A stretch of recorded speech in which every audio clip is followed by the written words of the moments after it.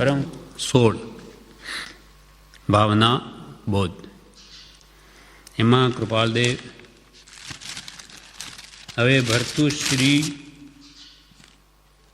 જે રાજેશ્વર છે તેમને તત્વજ્ઞાનની પ્રસાદી પ્રાપ્ત થવાથી સંસારનો ત્યાગ કર્યો અને પરમાનંદમય યોગ સાધી અન્ય પામર આત્માઓને પણ એ ભર્તુરી ઉપદેશે છે કે ભોગે રોગ ભયામ કુલે ચ્યુતિ ભયામ વિતેન્દ્ર પાલાદ ભયમ માને દિન્ય ભયમ બડે રિપુ ભયા રૂપે તરુણ્યા ભયમ શાસ્ત્રે વાદ ભયમ ગુણે ખલ ભયા કાયે કૃતાંતાદ ભયમ સર્વ વસ્તુ ભયાન્વિતમ ભુવિન્દ્રણામ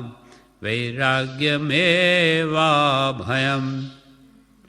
ભર્તુરીએ લખેલા ગાથા અહીંયા કૃપાલદેવે ટાંકી કે ભોગે રોગ ભયમ, ભોગમાં રોગનો ભય છે. જેમ જેમ આ ઇન્દ્રિયોના વિષયો જીવ ભોગવે તેમ તેમ ઇન્દ્રિયો ક્ષીણ થાય છે. એટલે વિશેષ ભોગથી શરીરમાં રોગનો ભય છે. ભોગે રોગ ભયમ કુલે ચ્યુતિ ભયમ, ઉત્તમ કુલમાં રહેલા વ્યક્તિને પડવાનો ભય છે. કોઈ કલંક લાગી જાય તો એ પોતાના કુલમાં ને કલંકિત કર્યું એટલે કુલમાં પડવાનો ભય છે. વિત્તેન્દ્ર પાલાદ ભયમ, વિત્ત એટલે ધન, લક્ષ્મી હોય તો તેમાં રાજાનો ભય છે. વિત્તેન્દ્ર પાલાદ ભયમ માને દૈન્ય ભયમ, માનમાં દીનતાનો ભય છે. એટલે કે મારું કંઈ પણ લઘુપણું ન થઈ જાય, મારું કોઈ અપમાન કરી ન દે. એમ માનમાં દીનતાનો ભય, બળમાં શત્રુનો ભય, બળે રિપુ ભયમ એટલે સંસારમાં જે કંઈ પણ બધી વસ્તુ સુખરૂપ મનાય છે તે બધી જ ભયવાળી છે. ભોગે રોગ ભયમ કુલે ચ્યુતિ ભયમ વિત્તેન્દ્ર પાલાદ ભયમ માને દૈન્ય ભયમ બળે રિપુ ભયમ, બળવાન વ્યક્તિને શત્રુનો ભય છે. બળે રિપુ ભયમ રૂપે તરુણ્યા ભયમ એટલે રૂપથી સ્ત્રીને ભય છે, રૂપવતી સ્ત્રીને ભય છે. શાસ્ત્રે વાદ ભયમ, શાસ્ત્રમાં વાદનો ભય છે, કોઈ વાદ કરીને એને હરાવી ન દે એમ શાસ્ત્રવેત્તાને વાદનો ભય. ગુણમાં ખળનો ભય, ગુણવાન પુરુષને દુષ્ટ વ્યક્તિઓ તેની નિંદા કરી બેસે તેનો ભય. ગુણમાં ખળનો એટલે દુષ્ટનો ભય છે અને કાયા પર કાળનો ભય છે. દરેકની કાયા કાળથી ગ્રસિત છે, ક્યારેય ગ્રહણ કરી લે કાંઈ નક્કી નહીં. કેમ કે માથે કાળ ભમી રહ્યો છે, લીધો કે લેશે એમ થઈ રહ્યો છે. પૂછ કે લીધો, જો કે પેલાને લીધો, પેલા ભાઈ મરી ગયા. આજે સમાચાર આવે પેલા ગુલાબભાઈ સડોદરાવાળા હતા, 4 દિવસ પહેલાં અહીંયા આવ્યા, એ ગુજરી પણ ગયા. શું ભરોસો આ દેહનો? હવે તો કે હું અહીંયા જ રહીશ, પણ એટલામાં તો દેહ પણ છૂટી ગયો. એટલે જ કે છે આપણને કોઈ રીતે જાગૃતિ આવે એટલા માટે કે છે કે તારે માથે કોપી રહ્યો કાળ રે ઊંઘતને કેમ આવે. હે તારે માથે કોપી રહ્યો કાળ રે ઊંઘતને કેમ આવે. એ પાણી પહેલા બાંધી લેને પાળ રે ઊંઘ તને કેમ આવે. હે પાણી પહેલા બાંધી લેને પાળ રે, ઊંઘ તને કેમ આવે. પુરાવે પછી કે પાળ બાંધું ન ચાલે. અગ્નિ લાગે હવે કૂવો ખોદું ન ચાલે. એ તો પહેલાં જે બધી તૈયારી કરેલી હોય તો તે વખતે કામ લાગે. એમ સમાધિ મરણની તૈયારી હમણાં કરી લીધી હોય તો એ વખતે કામ આવે. પછી કે ભગવાનનું નામ લઈ લઈશ, અંત વખત આવશે ત્યારે નહીં આવે. જે આખી જિંદગી કર્યું તે જ આવશે. રસીભૂતમાંથી તે વખતે યાદ આવશે, તે જ વસ્તુ યાદ આવે. એટલે તારે માથે કોપી રહ્યો, જાણે લીધો કે લેશે, હમણો લે, પેલા લીધો તારા તરફ આવે છે બળતું બળતું. જેમ જંગલમાં પોતે ઝાડ ઉપર ઊભો છે કે જો પેલું બળ્યું પેલું, અરે આ બળતું બળતું તારા તરફ જ આવે છે. એટલે તું પણ અહીંયા નહીં ખસી જાય, તું બળી જઈશ. એ પેલો મરી ગયો, મરી ગયો, જાણે બીજા જ મરે, હું તો મરવાનો નથી, પણ એ બળતું બળતું તારા તરફ આવે, તારું મરણ આવશે.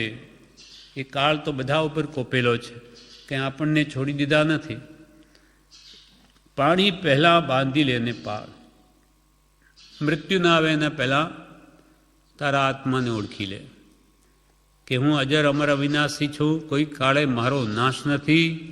એટલે ગમે તે વખતે મૃત્યુ આવે તે આપણને ભય નહીં રહે, એનો ઉપાય હમણાંથી જ કરી શકાય. એટલે આ કાયા પર કાળનો ભય છે, એમ સર્વ વસ્તુ જગતમાં ભયવાળી છે. માત્ર એક વૈરાગ્ય જ અભય છે.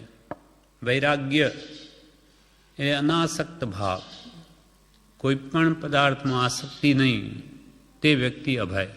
તેને કોઈ ભય નથી. કોઈ વસ્તુમાં જેને મોહ નથી, મારાપણું નથી, એને શું ભય? મારું કંઈ આ જગતમાં છે જ નહીં તો એ કોણ લઈ લેવાનું છે? આ કાયા પણ મારી નહીં, ત્યારે કાયાનું મૃત્યુ થાય ત્યારે મને શું? એમ દેહથી ભિન્ન આત્મા છું. એ ભાવના પહેલાં ભાવીને દ્રઢ કરેલી હોય તો જે નિર્ભય છે. વૈરી સબ મારી કે નિશ્ચિંત હોય સૂતો હૈ. મારે કામ ક્રોધ લોભ મોહ ઇન્દ્રિયું કતલ કરી કિયો રજ પૂતો હૈ. મારી આશા તૃષ્ણા પુની પાપીની સાપીની દઉં. વૈરી સબ મારી કે નિશ્ચિંત હોય સૂતો હૈ. આ સવા આપણા અંતરના વેરીઓ છે. ક્રોધ માન માયેલો ઈર્ષા આદિ એ બધા વેરીઓને જેણે મારી નાખ્યા, જીતી લીધા, તે નિશ્ચિંત થઈને સૂઈ શકે. બાકી તો મહાપુરુષો કે તને ક્યાં નિશ્ચિંતા છે? આ બધા શત્રુઓ ચારે બાજુ તને લૂંટી રહ્યા છે, માટે ખૂબ જાગ્રત રહે, તને ચારે બાજુ ભય છે. તેમ ક્યાંય પણ કૃપાલ કે જેની જીવને આસક્તિ નથી, અનાસક્ત ભાવ છે, એ વૈરાગ્ય છે. ઉદાસીન વૃત્તિ છે. ઉદાસીનતા નો જ્યાં વાસ, સકળ દુઃખનો છે ત્યાં નાશ. ઉદાસીન, ઉદ એટલે અધર, આસીન એટલે બેસવું, ક્યાંય લેપાય નહીં, એવી ઉદાસીનતા એટલે વૈરાગ્ય ભાવમાં જે રહે તે અભય, અને કોઈ ભય નથી. બાકી તો જગતની બધી જ વસ્તુઓ ભયવાળી છે. કૃપાલદેવે આ વિશે પૃષ્ઠ 490 ઉપર કહ્યું છે, સર્વ પ્રકારના ભયને રહેવાના સ્થાનરૂપ એવા સંસારને વિશે માત્ર એક વૈરાગ્ય જ અભય છે. પત્રાંક 622. સર્વ પ્રકારના ભયને રહેવાના સ્થાનક રૂપ એવો આ સંસાર, તેને વિશે માત્ર એક વૈરાગ્ય જ અભય છે. બીજું બધું જ ભયવાળું. એટલે સંસારમાં બધું જ દુઃખ. એટલે ખરું દુઃખ શું છે? સાચું દુઃખ શું? તો કે આકુળતા. જે અંદરમાં ઈચ્છાઓની બળતરા થાય, ઈચ્છાઓને લઈને આત્મા જે આકુલિત રહે, તે જ ખરેખર દુઃખ છે. ગમે તેવું બાહ્ય દુઃખ હોય, પણ અંતરમાં કોઈ એને પીડા ન હોય તો કોઈ દુઃખ નથી. જેમ કે જ્ઞાની પુરુષો તો એ દુઃખને સુખ માને છે. એટલે સુખ દુઃખ એ મનની કલ્પના છે. ભગવાન મહાવીરને તો દુઃખ નહોતું એટલે દુઃખ લેવા ગયા બીજે. અનારી દેશમાં ગયા, કોઈ દુઃખ નથી આપતું. કુંતા માએ દુઃખ માંગ્યું. એટલે સુખ કે દુઃખ એ તો બંને મનની કલ્પના છે, અને બંને કલ્પના કરવાની જ્ઞાની પુરુષોએ ના કહી છે. રાગ દ્વેષ એ આકુળતાના કારણ છે, અને જ્યાં રાગ છે ત્યાં આગ છે, અને જ્યાં વિતરાગતા છે ત્યાં શાંતિ છે. ત્યાગમાં શૌર્ય છે, અને વૈરાગ્યમાં નિર્ભયતા છે. વૈરાગ્યમાં કોઈ ભય નથી. એટલે સંપૂર્ણ ઈચ્છાઓનો ત્યાગ કે પરિગ્રહનો ત્યાગ, ત્યાં સંપૂર્ણ સુખ છે. માટે પરમ કૃપાલ દેવે કહ્યું કે હે જીવ ક્યા ઈચ્છત હવે હૈ ઈચ્છા, દુઃખ મૂળ જબ ઈચ્છા કા નાશ તબ મિટે અનાદિ ભૂલ. નિરાકુરતા સુખનું લક્ષણ છે. એટલે કહ્યું આત્મ કો હિત હૈ સુખ સો સુખ, આકુલતા બિન કહીએ, આકુલતા શિવ માહિનતા તે, શિવ મગ લાગ્યો ચહીએ. આત્મ કો હિત હૈ સુખ સો સુખ, આકુલતા બિન કહીએ. આત્માનું સાચું સુખ શું? નિરાકુળતા. સો સુખ આકુળતા બિન કહીએ, આકુળતા રહિત હોય એ સુખ, અને આકુળતા યુક્ત એ જ દુઃખ.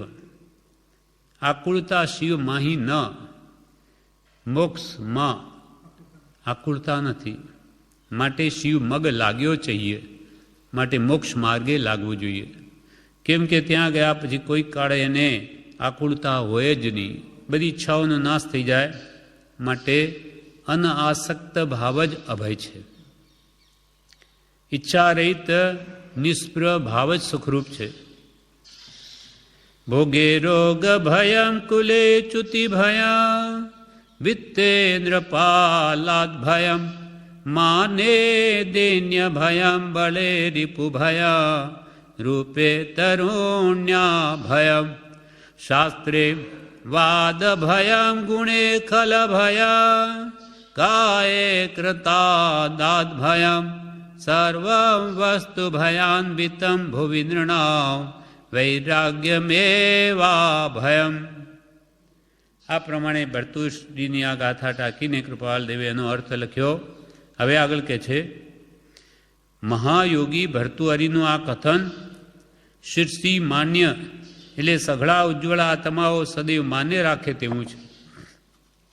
મહાયોગી ભર્તુહરી એ ઉપર જે આ ગાથા કહી તે સૃષ્ટિ માન્ય, એટલે કે સઘળા ઉજ્જવળ આત્માઓ સદૈવ માન્ય રાખે તેવું છે. એટલે સંસારથી છૂટવાની જેની કામના છે, ભાવના છે, તેવા વ્યક્તિઓ તો આ ઉપરની વાત માન્ય કરે એવી છે કે ખરેખર ભોગમાં રોગનો જ ભય છે, કુલમાં ચિત્તીનો ભય, ધનમાં રાજાનો ભય, માનમાં દીનતાનો ભય, બળમાં શત્રુનો ભય, રૂપમાં સ્ત્રીને ભય, શાસ્ત્રમાં વાદ ભય, ગુણમાં ખળ ભય, દુષ્ટનો ભય, અને આ કાયા ઉપર મૃત્યુનો ભય રહ્યો છે. સર્વમ વસ્તુ ભયાન્વિત, આ જગતમાં રહેલી સર્વ વસ્તુ ભયથી યુક્ત છે. વૈરાગ્ય મેં વા ભયમ, એકમાત્ર વૈરાગ્ય જ અભય છે.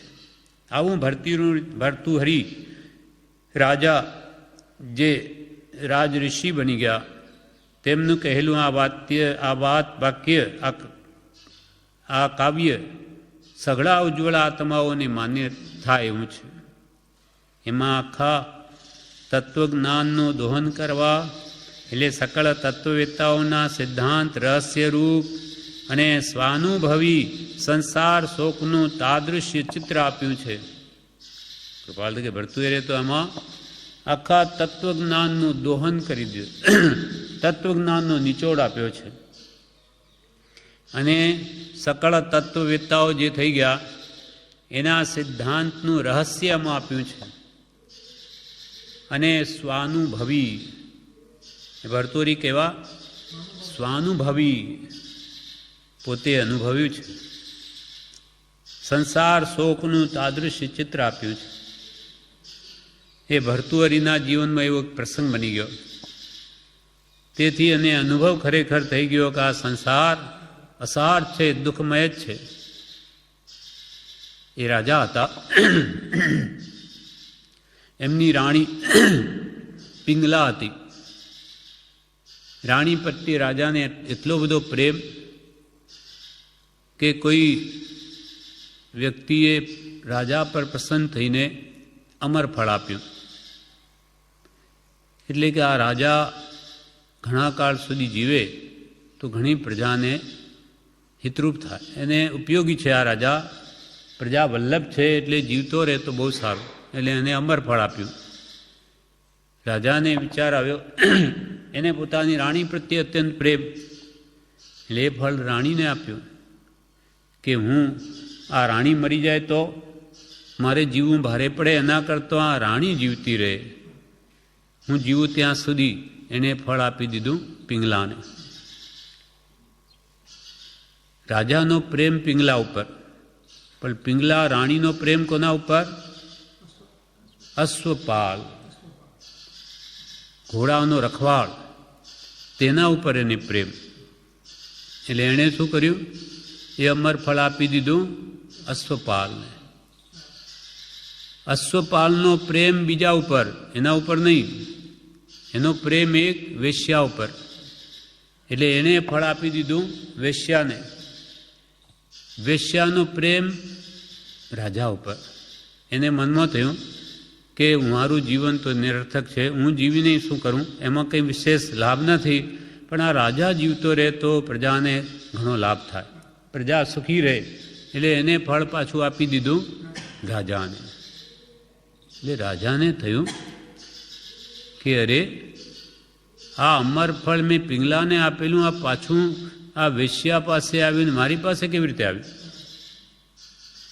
એટલે એને પછી પૂછ્યું વેશ્યાને કે ભાઈ તને કોણે આપ્યું? તો કે મને તો આ અશ્વપાલે આપ્યું. પછી એને બોલાવ્યો, તને કોણે આપ્યું? બોલે નહીં, કેમ કે રાણી છે રાજાની. એટલે એને પછી ખૂબ ભય બતાવ્યો, ફાંસીએ ચડાવી દઈશ, બુરી હાલત કરીશ. એટલે એને અંતે કહ્યું કે મને તો આપણી રાણીએ આપ્યું.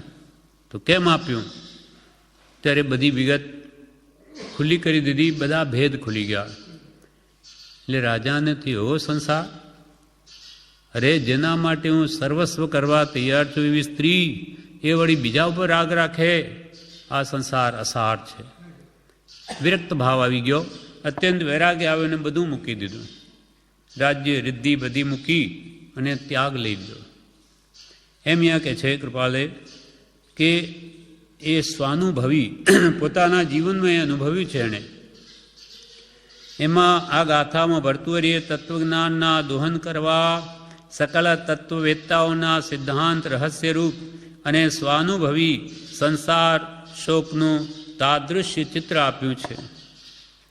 એણે જે જે વસ્તુઓ પર ભયની છાયા પ્રદર્શ્ય કરી તે વસ્તુ સંસારમાં મુખ્ય સુખરૂપે મનાઈ છે. ભર્તુહરિએ જે જે વસ્તુઓની યાદ કરી તે તો સંસારમાં મુખ્ય સાહિત્ય સર્વોત્તમ સુખનું સાધન મનાયું.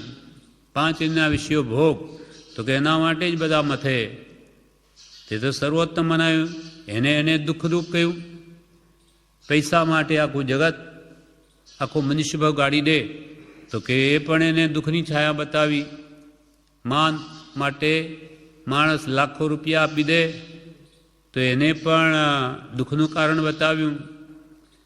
બળ શક્તિ મેળવવા અનેક પ્રયત્ન કરે તે પણ કે યથાર્થ નથી, નાશવંત છે. અથવા એને રાજા કે બળવાનને પણ શત્રુનો ભય. રૂપવતી સ્ત્રી એને પણ ભય બતાવ્યો, એને સર્વત્ર કામી રાગી પુરુષોથી ભય છે. શાસ્ત્રવાદી હોય, વિદ્વાન હોય, એને વાદનો ભય, કોઈ હરાવી દે એને. કોઈ ગુણવાન હોય એની પણ નિંદા કરનાર જગતમાં મળી આવે. અને કાયા ગમે એટલી પુષ્ટિક આહાર વડે હૃષ્ટપુષ્ટ આખી હોય પણ એને કાળનો ભય. એટલે પ્રથમ સુખ નિરોગી કાયા, બીજું સુખ ઘરમાં માયા, આ બધું જ એને તો નિરર્થક બતાવ્યું. એટલે સંસારમાં જે વસ્તુઓ મુખ્ય સુખ રૂપે મનાય છે તેણે તે બધી વસ્તુઓમાં ભયની છાયા બતાવી. સંસારનું સર્વોત્તમ સાહિત્ય જે ભોગ તે તો રોગનું ધામ ઠર્યું. સર્વોત્તમ સાહિત્ય જે ભોગ પાંચના વિષયો તે તો ભોગનું ધામ થયું, રોગનું ધામ થયું. વિષય ભોગવે રોગ આવે. એક બ્રાહ્મણ હતો, એને કોઈ કારણે રાજાનું એવું કામ કર્યું, રાજા પ્રસન્ન થયો. આ તો એણે કે તું માંગ. એણે કહ્યું મારે બીજું કંઈ નહીં જોઈએ, મને રોજ બ્રાહ્મણને ખાવાનું જોઈએ, ભોજન નવું નવું મળે એટલે સંતોષ. એટલે કે મને રોજ જે કોઈના બી ઘરે હું જેટલી વાર જાઉં મને જમાડે અને એક સોના મોર આપે, બસ એટલું મને કરી આપું. રાજાએ તથાસ્તુ તેમ થાવ બધી ઘોષણા થઈ ગઈ, આ બ્રાહ્મણને જમાડવો અને જમાડીને એક સોના મોર આપી. એટલે એ જમીને આવે એટલે ખાવાનું મળ્યું અને સ્વાદ આવ્યો અને ઉપરથી વળી એક સોના મોર, એટલે એને લોભ જાગ્યો. એ શું કરે, હવે બીજાના ઘરે જમવું કેવી રીતે? માનો કે પાછો જમવા જાઉં બીજાને ત્યાં, પણ એ પેટ ભરેલું છે એટલે ઉલટી કરી નાખે. ઘરે આવી આંગળા ઘાલી બહાર કાઢી નાખે. પછી જાય બીજાના ઘરે, ફરી જમે, ફરી એક સોનામોર લઈ આવે. એટલે લાભાત લોભ પ્રવર્ધતે, લાભથી લોભ વધે. એટલે એને થયું આ તો ઠીક છે, એટલે રોજ આમ આંગળા ઘાલી કાઢીને જેટલી વાર જઈ શકે એટલે વારો જમવા માટે પ્રયત્ન કરે. તો એના કારણે એના શરીરમાં કોઢ રોગ ઉત્પન્ન થઈ ગયો. કોઢ રોગ અજીર્ણને લીધે. એમ આ જીવ જેટલા વિષયો ભોગવવાનો પ્રયત્ન કરે એટલા રોગ વધે છે. એટલે જેટલા સ્વાદ જેટલા રોગ, એમ કહ્યું. સ્વાદને લઈને વિશેષ ખવાઈ જવાય છે. એટલે ભોગે રોગ ભયમ, ભોગમાં રોગનો ભય છે. એટલે કૃપાલદેવ લખે સંસારનું સર્વોત્તમ સાહિત્ય એટલે સાધન જે ભોગ તે તો રોગનું ધામ ઠર્યું. મનુષ્ય ઉચ્ચ કુલથી સુખ માને છે તેવું છે, ત્યાં પડતીનો ભય દેખાડ્યો. સંસાર ચક્રમાં વ્યવહારનો ઠાઠ ચલાવવાને દંડરૂપ લક્ષ્મી તે રાજા ઇત્યાદિકના ભયથી ભરેલી છે. કોઈ પણ કૃત્ય કરી યશ કીર્તિથી માન પામવું કે માનવું એવી સંસારના પામર જીવોની ભિલાષા છે, તો ત્યાં મહાદીનતા અને કંગાલિયતનો ભય છે. કે કોઈ સારું કામ કરી અને લોકોમાં મારી વાહવા થાય, મને માન મોટાઈ મળે, તે જીવને પણ દીનતાનો ભય છે કે હું કંઈ લઘુ નહીં બની જાઉં, એવો ને એવો મોટોનો મોટો રહું, પણ ત્યાંય કંગાલિયતનો ભય છે. બળ પરાક્રમથી પણ એવા જ પ્રકારની ઉત્કૃષ્ટતા પામી એમ ચાહવું રહ્યું છે, તો ત્યાં શત્રુનો ભય રહ્યો છે. બળવાનને શત્રુનો ભય. અનેક પ્રકારે ગુણથી કાઢેલી શાસ્ત્ર જાળ, તેમાં વિવાદનો ભય રહ્યો છે. કોઈ પણ સંસારિક સુખનો ગુણ પ્રાપ્ત કરવાથી જે આનંદ લેખાય છે તે ખળ મનુષ્યની નિંદાને લીધે ભયાન્વિત છે. કોઈ પણ સુખનો ગુણ કોઈને પ્રગટ્યો હોય તો કોઈનું સારું જોઈને દુષ્ટ મનુષ્યોને આનંદ ન થાય, અદેખાઈ આવે, એની નિંદા કરે. એટલે કોઈ પણ સાંસારિક સુખનો ગુણ પ્રગટ્યો હોય અને જે વડે આનંદ માનતો હોય તે ખળ એટલે દુષ્ટ મનુષ્યની નિંદાને લીધે ભયાન્વિત છે. જેમાં અનંત પ્રિયતા રહી છે એવી કાયા તે એક સમયે કાળરૂપ સિંહના મુખમાં પડવાના ભયથી ભરી છે. જેમાં અનંત પ્રીતિ રહી છે. સૌથી વધારે પ્રેમ આપણો કોના ઉપર? શરીર ઉપર. દરેક પ્રાણીને પોતાનું શરીર વાલું છે. એમ કે ભલે કે મારા પુત્ર માટે મને બહુ પ્રીતિ પ્રેમ, તો પ્રાણ આપી દો. અથવા મને તો સ્ત્રીથી કોઈ વહાલું નથી એમ કહે, પણ જ્યારે મરણ આવે ત્યારે ખબર પડે, ત્યારે કોણ કોને વહાલું છે તેનું ભાન થાય. એટલે વાંદરીનું દૃષ્ટાંત આપે છે. વાંદરાઓ બધા એક હોજ, પાણીના હોજમાં ખાલી પડેલો ત્યાં રમતા હતા. એ વાંદરીઓના બચ્ચા પણ રમતા હતા. એટલે બિરબલે અકબરને બતાવવા એક બાર પહેલાં ચર્ચા ચાલે કે સૌથી વધારે પોતાનો જીવ વાલો છે. ત્યારે અકબર કે ના ના, મને તો ફલાણા પર વધારે પ્રેમ, બીજો કોઈ નહીં, મને તો એના પર વધારે, એના માટે હું પ્રાણ આપી દઉં. ત્યારે પછી આ બતાવ્યું. તે વખતે બિરબલે પાણી છોડાવ્યું હોજમાં. બધા વાંદરાઓ ભાગી ગયા. એમ જતાં જતાં બનવા કાળ એવું થયું કે ત્યાં એક વાંદરી બચ્ચું રમે છે એટલે બેઠી હતી. એમ કરતાં કરતાં પાણી ચઢવા લાગ્યું કે વાંદરીએ શું કર્યું, એટલે બચ્ચાને પોતાના ખોળામાં લઈ લીધું કે જાણે બિચારું ડૂબી ના જાય. પાણી વધારે જ ઉપર ચઢવા માંડ્યું એટલે પછી પોતાના બચ્ચાને ખભા ઉપર મૂકી દીધું. વળી પાણી ચઢવા માંડ્યું કે બચ્ચાને માથા ઉપર મૂકી દીધું. વળી પાણી ચડવા માંડ્યું એટલે પોતે ઊભી થઈ ગઈ પાણીમાં. પણ જ્યારે એણે એમ લાગ્યું કે હવે હું ડૂબી જઈશ, હું મરી જઈશ, કે જે બચ્ચાને માથા ઉપર પકડી રાખેલું બે હાથે, એ બચ્ચાને જ પગ નીચે ઘાલી અને એના ઉપર ઊભી થઈ ગઈ. હવે એને લાગ્યું હવે તો મારા પ્રાણ જાય છે, એટલે પુત્રનું પણ નહીં જોયું. પછી એનો પ્રેમ એના પ્રત્યે ન રહ્યો.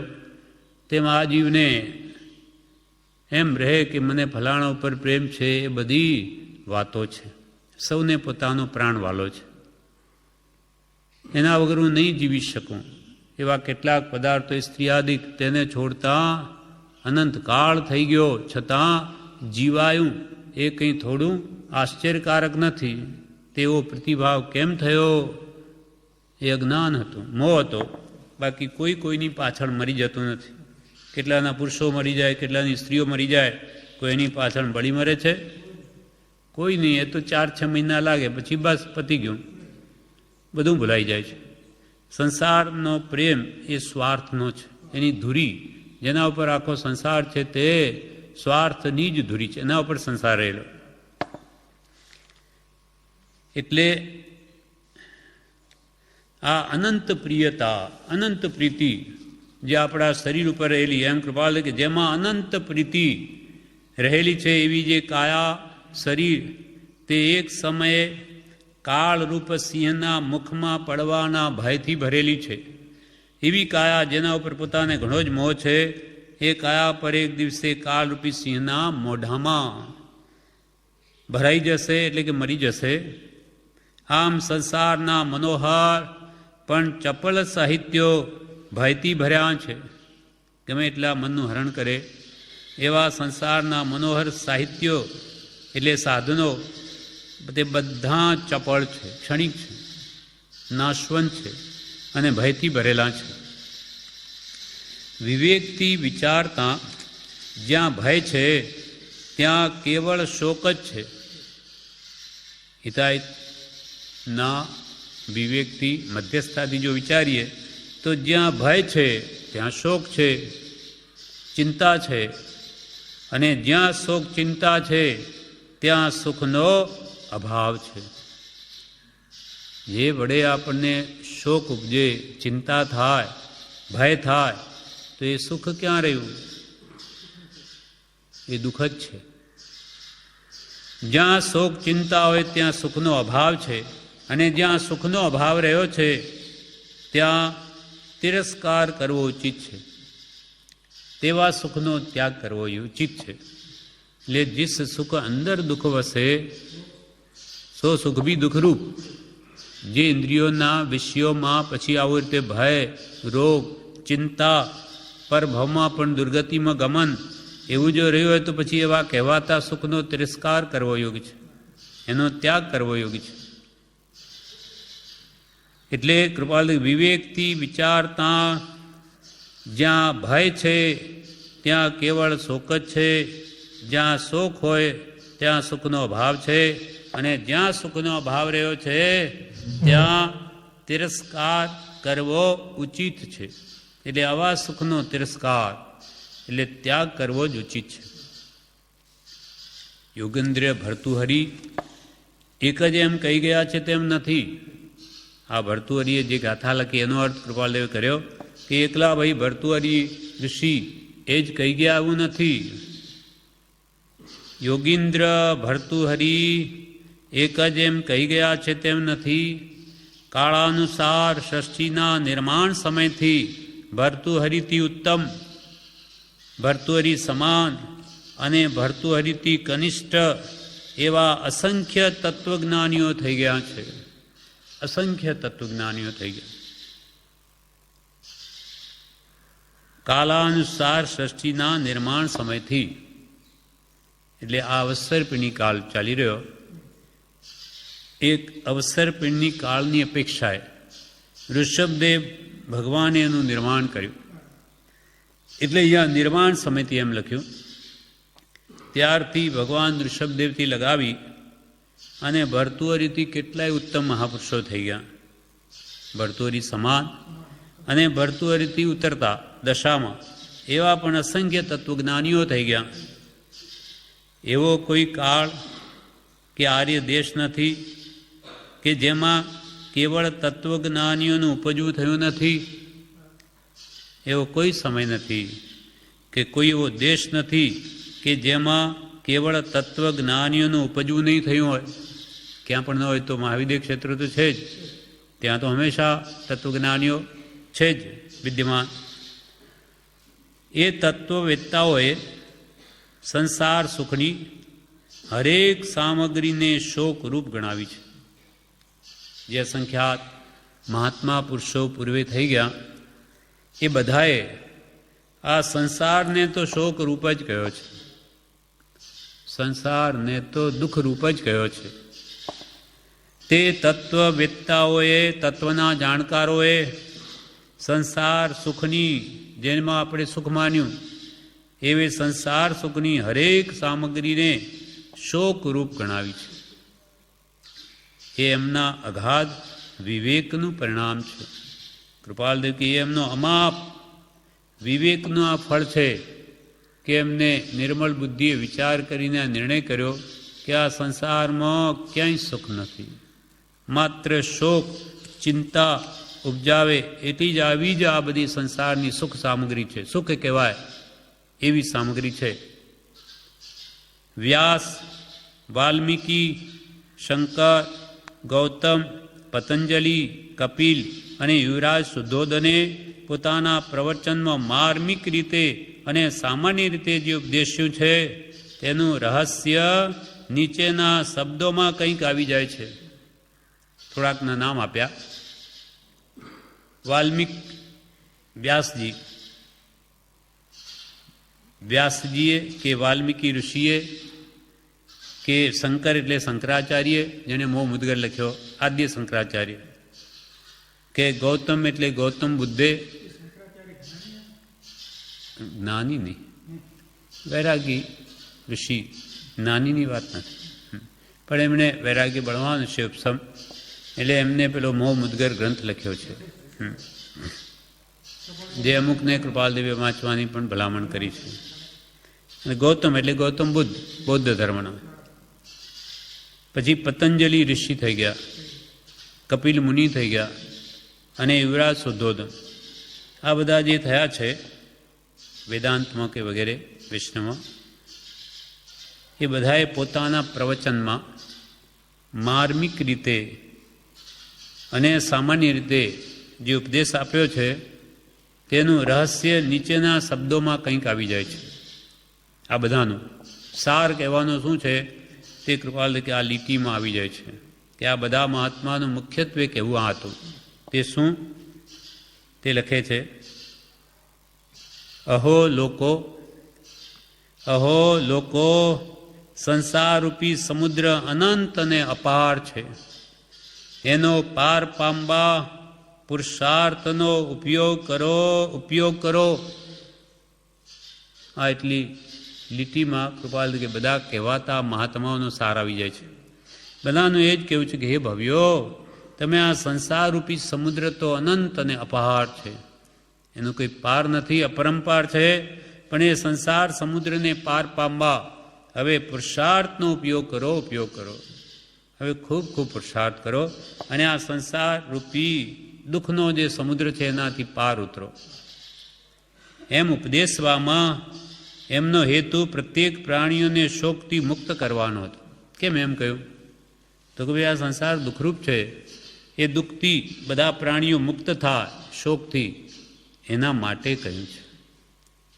એમ ઉપદેશવામાં એમનો હેતુ પ્રત્યેક પ્રાણીઓને શોકથી મુક્ત કરવાનો હતો.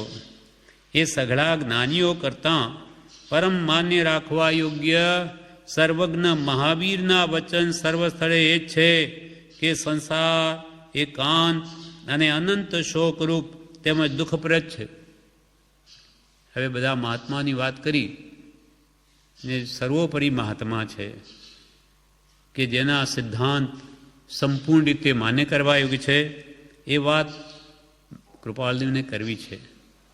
પણ જગતમાં જે કંઈ પણ કહેવાતા મહાત્માઓ છે બધાના નામ લઈ અને હવે કહે છે કે સઘળા જ્ઞાનીઓ કરતાં, આ જ્ઞાનીઓ કહેવાતા બધા છે એના કરતાં પણ પરમ માન્ય રાખવા યોગ્ય, સર્વોત્કૃષ્ટ રીતે શ્રદ્ધવા યોગ્ય એવા સર્વજ્ઞ મહાવીર, એવા સર્વજ્ઞ જેણે સર્વ જાણી લીધું છે એવા મહાવીરના વચન, તે તો સર્વ સ્થળે જ છે.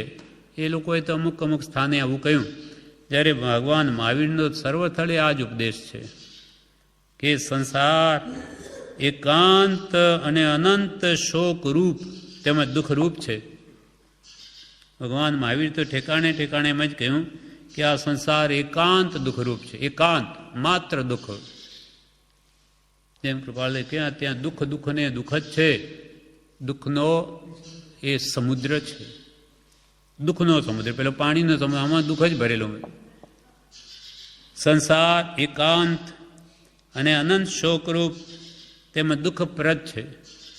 અહો ભવ્ય લોકો, એમાં મધુરી મોહિની નાણતા એથી નિવૃત્ત થાવ. આ ભગવાન મહાવીરનો ઉપદેશ છે ઠેકાણે ઠેકાણે કે અહો લોકો, અહો ભવ્ય લોકો, એમાં મધુરી મોહિની નાણતા, એટલે આ સંસારમાં મીઠાશ ન લાવતા, એથી નિવૃત્ત થાવ. આ સંસારથી તમે છૂટો, એને ત્યાગો, એવો જ ભગવાન મહાવીરનો સર્વત્ર ઉપદેશ છે. મહાવીરનો એક સમય માત્ર પણ આ સંસારનો ઉપદેશ નથી. એક સમય માત્ર પણ તમે આ સંસારમાં રહો એવો ભગવાન મહાવીરનો ઉપદેશ નથી. મહાવીરનો એક સમય માત્ર પણ સંસારનો ઉપદેશ નથી.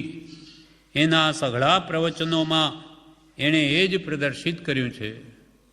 સર્વ પ્રવચનોમાં શીઘ્ર ત્યાગ માટે જ જણાવ્યું છે. પહેલાં ભગવાન ઉપદેશ આપે ત્યારે એવો આપે કે મુનિ થવામાં સર્વસંગ પરિત્યાગ કરવામાં જ લાભ છે. એટલે એ જેટલા કરી શકે એટલા કરી લે, પછી કેટલા બીજાઓની એટલી શક્તિ ન હોય ત્યારે પછી શ્રાવક ધર્મ બોધે. એમ એના સઘળા પ્રવચનોમાં ભગવાન મહાવીરના એણે એ જ પ્રદર્શિત કર્યું છે. તેમ તેવું સ્વાચરણથી સિદ્ધ પણ કરી આપ્યું છે. ખાલી વાતો જ નથી કરી ભગવાન મહાવીરે, તે રીતે પોતે સ્વાચરણ કર્યું. પોતે રાજા ઇન્દ્રોથી પણ પૂજિત, સર્વ પ્રકારની સમૃદ્ધિ જેને ઘેર છે એવા ભગવંતે સર્વનો ત્યાગ કરી દીધો. એટલે તેમ તેવું સ્વ આચરણ કરીને સિદ્ધ પણ કરી આપ્યું. ભગવાને ખાલી વાતો નહીં કરી કે આ સંસાર દુઃખરૂપ છે, પણ એને ત્યાગીને બતાવ્યો. આપણી પાસે તો કંઈ છે નહીં, છતાં પણ નથી ત્યાગતા એમના હિસાબે. જ્યારે ભગવાન મહાવીરને તો 64 ઇન્દ્રો દેવલોકના બધા, તે તો જેના દાસ છે, દેવતાએ રિદ્ધિ ભોગવે છે, છતાં પણ એને ઠોકર મારીને ત્યાગી દીધી. તેમ તેઓએ ભગવાન મહાવીરે સ્વ આચરણથી સિદ્ધ પણ કરી આપ્યું. ભગવાન કેવા હતા કંચન વર્ણી કાયા, યશોદા જેવી રાણી, અઢળક સામ્રાજ્ય લક્ષ્મી અને મહાપ્રતાપી સ્વજન પરિવારનો સમૂહ છતાં તેની મોહિનીને ઉતારી દઈ જ્ઞાન દર્શન યોગ પરાયણ થઈ એણે જે અદ્ભુતતા દર્શાવી છે તે અનુપમ છે. આટલી બધી સમૃદ્ધિને ત્યાગી દઈ ભગવાન મહાવીરે જે જ્ઞાન દર્શન ચારિત્રમાં તન્મય થઈ જે અદ્ભુતતા દર્શાવી તે અનુપમ છે. તેની ઉપમા કોની સાથે આપી શકાય? એનું એ જ રહસ્ય પ્રકાશ કરતાં પવિત્ર ઉત્તરાધ્યયન સૂત્રમાં 8મા અધ્યયનની પહેલી ગાથામાં કપિલ કેવડીની સમીપે તત્વાભિલાષીના મુખ કમલથી મહાવીર કહેવરાવે છે કે એનું રહસ્ય પ્રકાશ કરતાં, એટલે કે આપે આ સંસાર કેમ ત્યાગ્યો, શું એમાં આવું હતું?